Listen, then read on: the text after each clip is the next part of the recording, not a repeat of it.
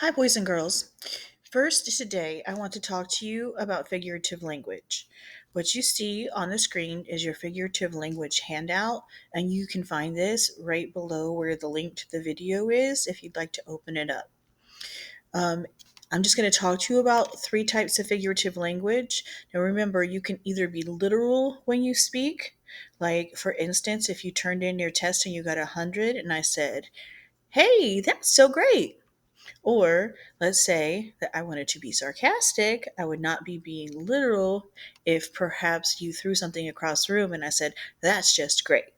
So figurative language kind of stands for something else and represents something else, and literal language is exactly the way that you expect it to be. All right, so now one type of figurative language. And first of all, let's read right here. Figurative language is when a writer uses a word or phrase with a specific meaning that may be different from the literal meaning. So, especially my language learners, my Spanish speakers, something that's figurative might be difficult to understand if you don't have that same figure of speech in Spanish. So, this is especially important for you to pay attention so that you can learn more about the figurative language that's used in English so that you can get better at understanding and speaking English. Writers use figurative language to help the reader understand something new about the topic. Writers often use figurative language to compare things in an interesting or descriptive way. That's mostly the reason for figurative language, is so that the story is more interesting. One type of figurative language, and I feel like you've heard about this in other grades, is a simile. You can say simile. It is a phrase that compares two different things using the words like or as.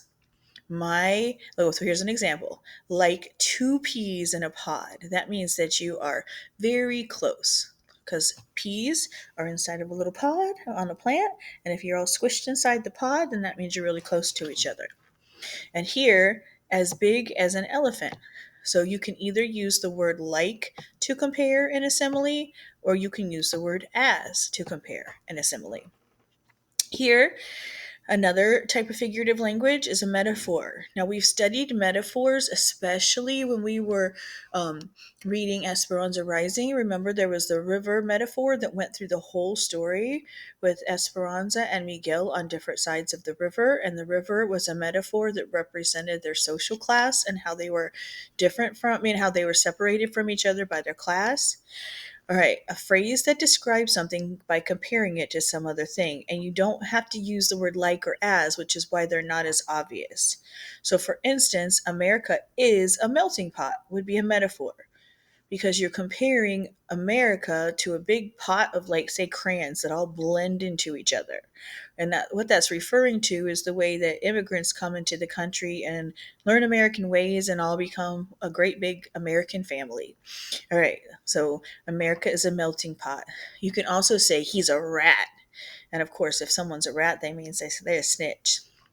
All right, now, the next one is an idiom. This is another thing that can be difficult to understand because a lot of times that same idiom is not the same in a different language. So this says an expression that cannot be understood from the meaning of its separate words, but the phrase has a separate meaning all its own. So, for instance, a penny for your thoughts could be very, very confusing. But we say that a lot when we're asking somebody what they're thinking about. It's kind of like, I'll give you a penny if you tell me what you're thinking, a penny for your thoughts. And kind of, if you speak English in the United States, says something you've heard all your life and you just kind of know what it means. And I know that in other languages like Spanish, there are lots and lots of those things too, but they can make it very difficult to understand a different language than your own because every language and country has its own idioms. All right, and we'll stop right there for the moment because I don't want to make this video too long.